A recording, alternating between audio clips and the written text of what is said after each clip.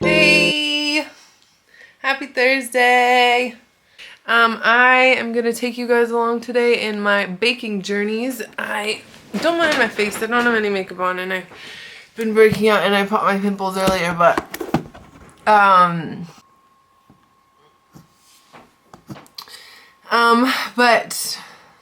so I've been working on a lot of recipes because I want to hopefully.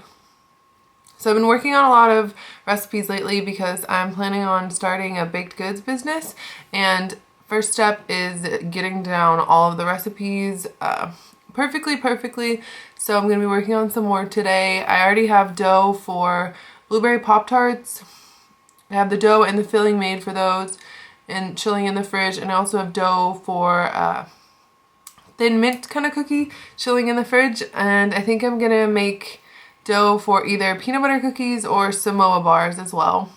All the stuff I'm making is paleo and vegan, gluten and dairy free, and refined sugar free. And yeah, I'm really excited. I'm super passionate about this because I love sweet treats. I love baking and I love eating sweet treats. I have been obsessed with watching Food Network since I was like 7 or 8 years old. And I love sweet treats, and I have eaten more than my fair share of very unhealthy, very processed desserts in my life. And they are delicious, but they are not worth the health consequences for me. So I really want to make baked goods that people can enjoy without spiking their blood sugar, without, you know, adding to weight issues or contributing to high blood pressure or contributing to dysregulated hormones. Because if you make and eat baked goods with real whole ingredients that your body can use as fuel, just like it would savory goods, you're really not missing a beat, and you can still enjoy the cookies, which is all that matters. So, yeah, that's what we're going to do today. I think I'm torn about the peanut butter cookies because a plain peanut butter cookie, kind of boring. Don't know if I want that to be something I focus on selling, but a peanut butter cookie dough base that I can add things to is probably very valuable. So I'm thinking about that. I think I'm going to start with these Samoa bars because I don't think that dough has to chill. And then after we do those, we will move on to the next thing. Samoa bars, they're like coconut caramel chocolate bars, like the Samoa Girl Scout cookies. Oh, this is a really Girl Scout cookie day because I'm doing the Thin Mints too. Yay. Okay. So let's get started. I'm going to set the camera up, try to set the camera up on the tripod downstairs. And then, yeah, let's get to baking, baby. Woo! Okay. We are in my kitchen. The lighting and angle probably needs some work, but okay. So I'm going to start with the Samoa bars. The first step is toasting the coconut. Probably should wait until I'm back up here until I talk to you. So hold on, let me find the coconut. Alright, got it. Oh, hold on, my husband's calling. No. Between me and Blue, you're not going to make it too long.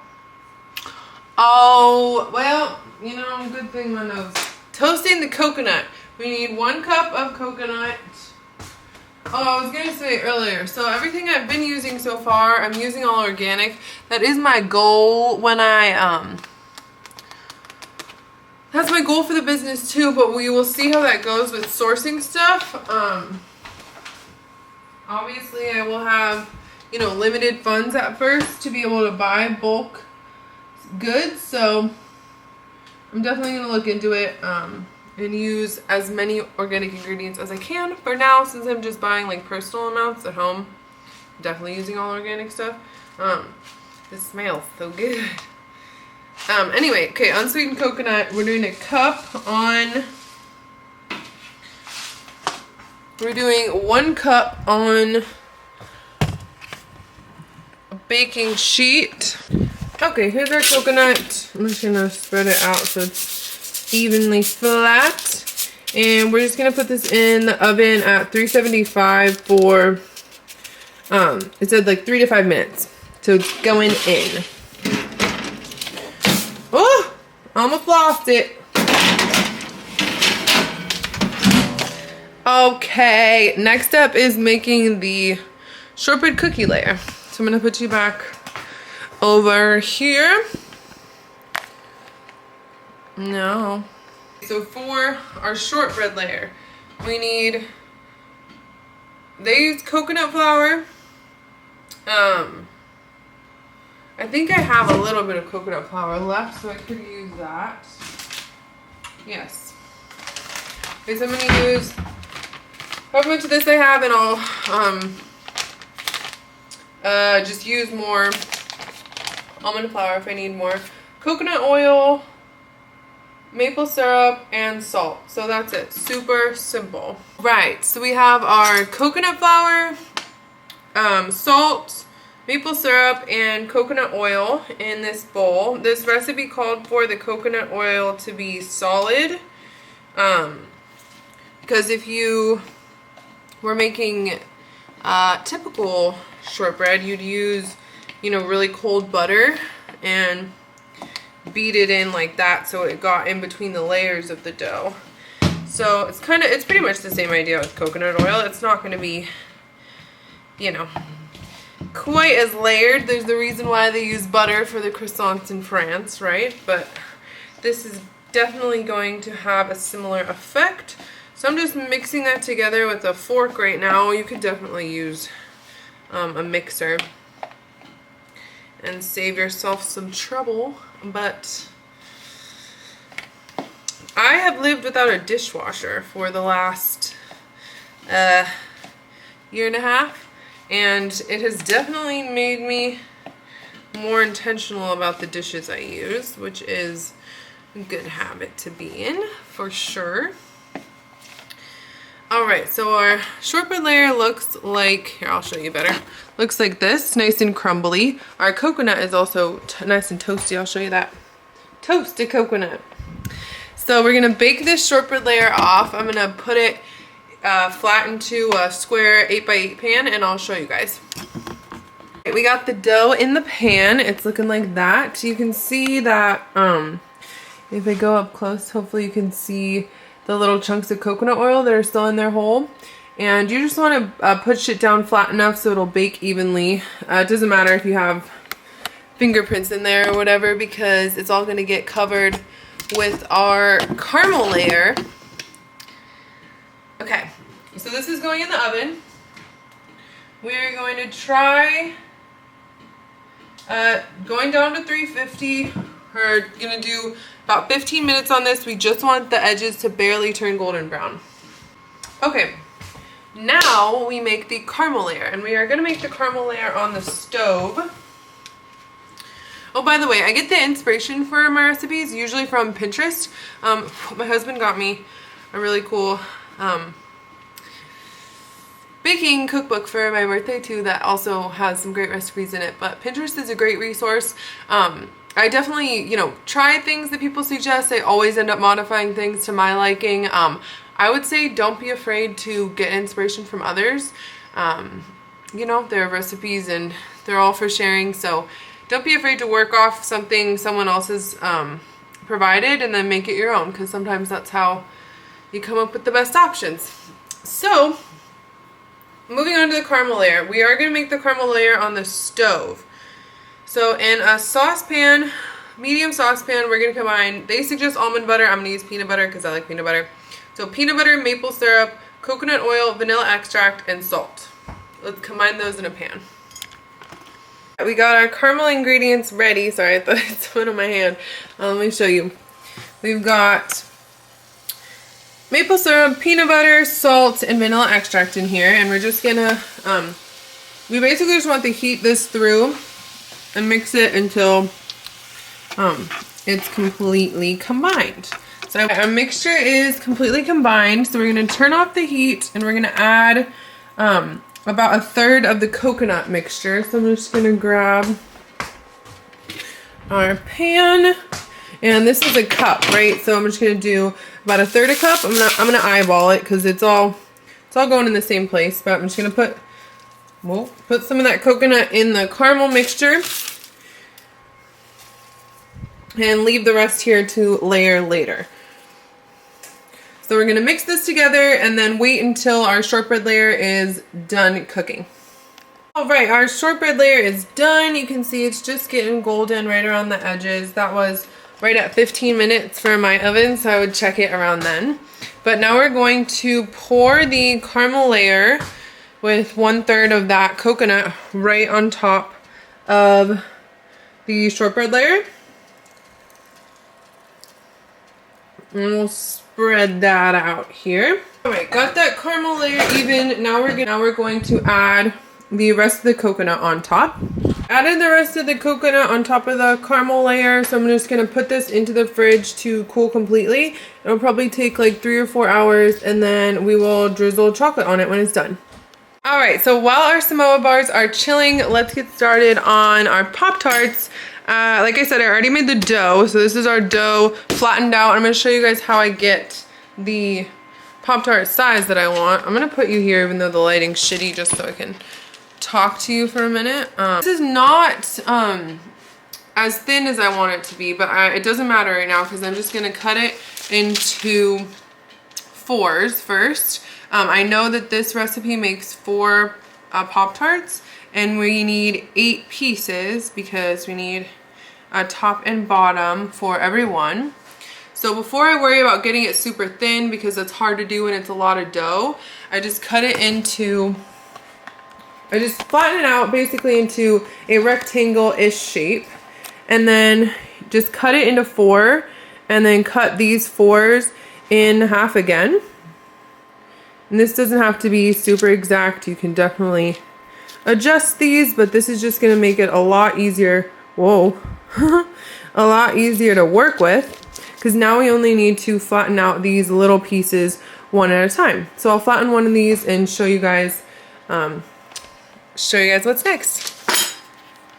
I went ahead and flattened out 4 pieces. They're definitely not all the same shape, but that doesn't really matter. They're all the same thickness, so they'll bake the same. So that's all that matters. So I'm gonna put these 4, these are gonna be the bottom of our Pop-Tarts, onto our baking sheet, and then we'll come back. So our 4 pieces are on our sheet. This is our blueberry filling. This is some fresh organic blackberries, a couple tablespoons of tapioca starch, and just a tiny bit of maple syrup, salt, and lemon juice to brighten up the flavor. So I'm gonna spoon this into the middle of our Pop-Tarts. Sure, it's nice working with the filling when it's really cold because it'll kind of stay more firm for you before you bake it. We're gonna put this into our Pop-Tarts, making sure to leave a few tablespoons left over for the glaze on top. Okay, got the blueberry filling on all those. Now we're gonna take our top pieces and put these on top. I don't know if I can do this with one hand. Let's see.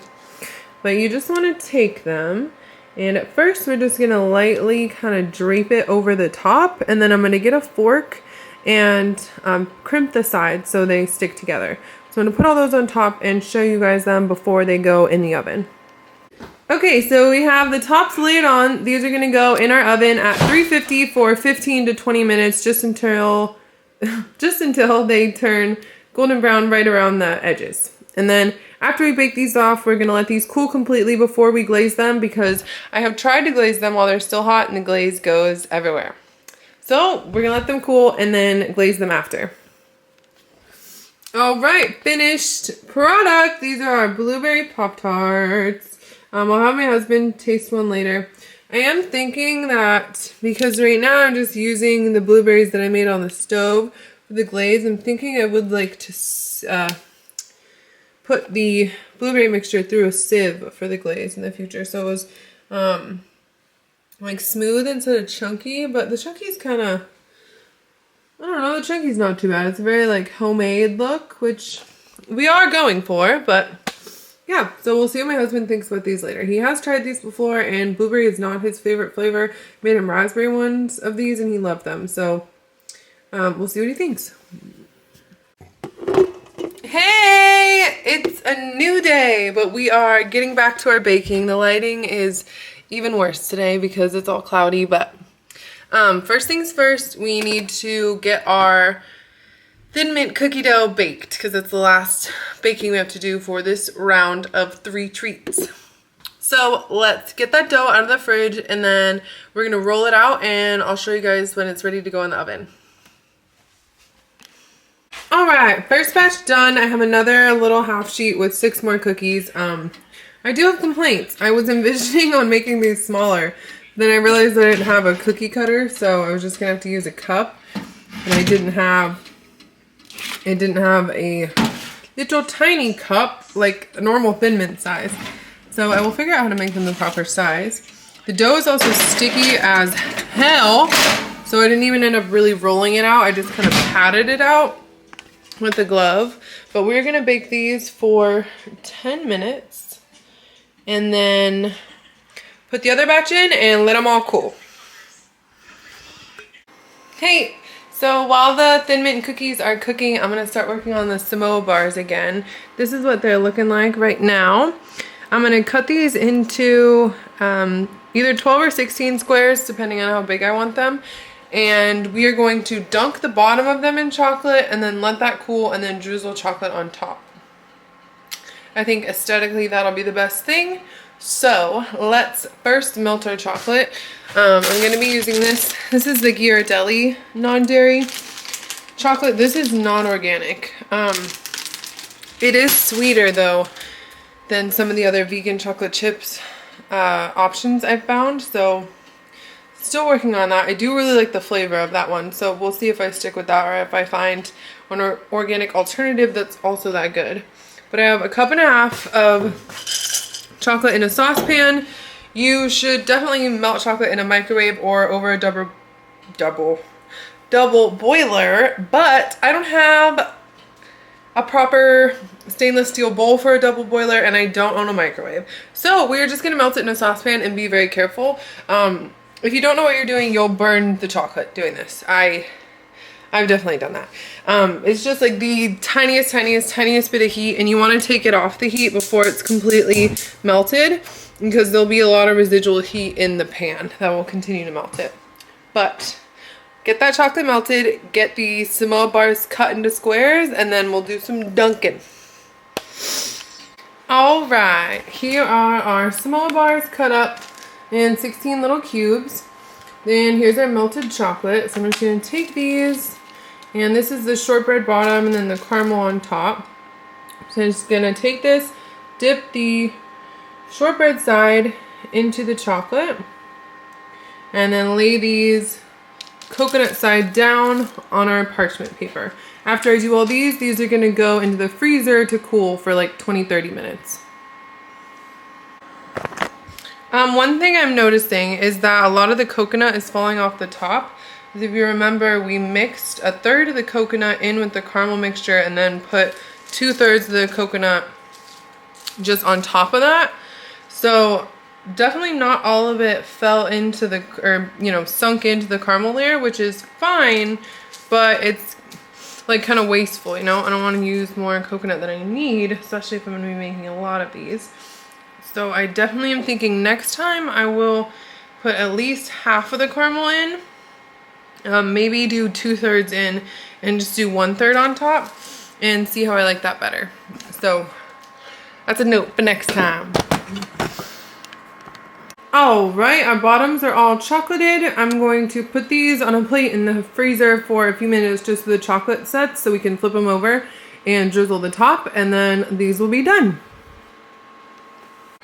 Okay, I was gonna wait until they have the frosting on them, but I tried just the Thin Mint cookies before we frost them, and it's so good. This dough is so yummy. We'll see how hard they get. It's soft right now because they're still a little warm. It's so good. Not super overly bitter chocolatey. Tastes like really good mint chocolate chip ice cream. Yay! Okay, these are done. This guy did not want to be drizzled, so he got frosted. I'm gonna put these in the fridge, let the chocolate cool on top, and then we'll see what my husband thinks later. All right, we have our cookies that are cooled all the way through. Over here we have melted chocolate. I put a tiny bit of peppermint extract and a little bit of coconut oil in here as well. Or sunflower oil, sorry, not coconut oil. Just like half a teaspoon. I think I might do some of them fully coated top and bottom, and other ones just do it on top and see which one I like better. So I'm going to frost these up and we'll be back. Okay, all frosted. These are gonna go back in the freezer for their final cool. These ones I did a full dunk top and bottom. I broke him in half. These 4 I did dunk on the top. These 3 I just kind of did dollop and spread on the top. So we will see which frosting method we prefer. But I'm really excited. So let's get these in the freezer and they'll definitely be cool by the time my husband gets home. Yay! Okay, this is my husband's plate I have ready for him to be our taste tester. So we have the blueberry Pop-Tarts, Samoa bars, and the frosted Thin Mints. Yay! I'm gonna read for a little bit until my husband gets home, but I will show you guys when he tries our treats. Okay, Samoa bar first. What is it? Samoa bar. Caramel chocolate shortbread. You going on a scale of 10? What's the texture? I didn't try these yet, actually. Oh, pretty good. I can really taste the peanut butter. Could be a little more sweet. 8 out of 10. 8 out of 10? Okay. Yeah. That's really good. Oh, it's still in my mouth. Thin Mint. Okay.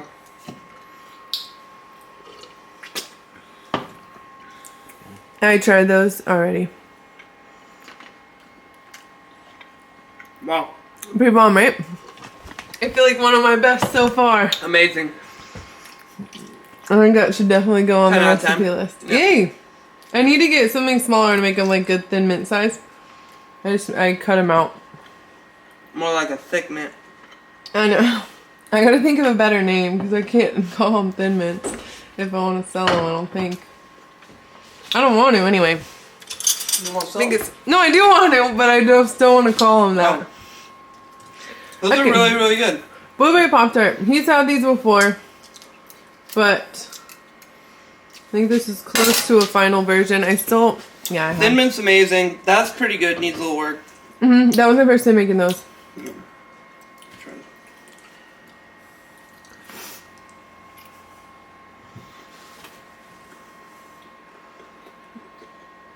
I already tried that one too. You took such a big bite. My opinion was that the dough is good. I think I have the dough down, but I feel like the filling needs to be sweeter still on the blueberry. But when I made raspberry, it was sweet enough. I guess just because the berries. Yeah, dough's perfect. Yeah, the dough's definitely is better than it's ever been. Yeah, makes sense. Yeah, raspberry filling was a little sweeter. If it was a little sweeter, these are really good. Yay. Yeah, it's crazy. Those two, I'd say this is like a, but that's probably like a 9 out of 10. It's really, really good. And then this is probably like a, I feel like the Thin Mint cookies would be better cold too. yeah, and like I said, once you like you said, once you tweak it a little, it's all gonna be perfect. It's Yay. really good. Yeah. Yay, okay, successful.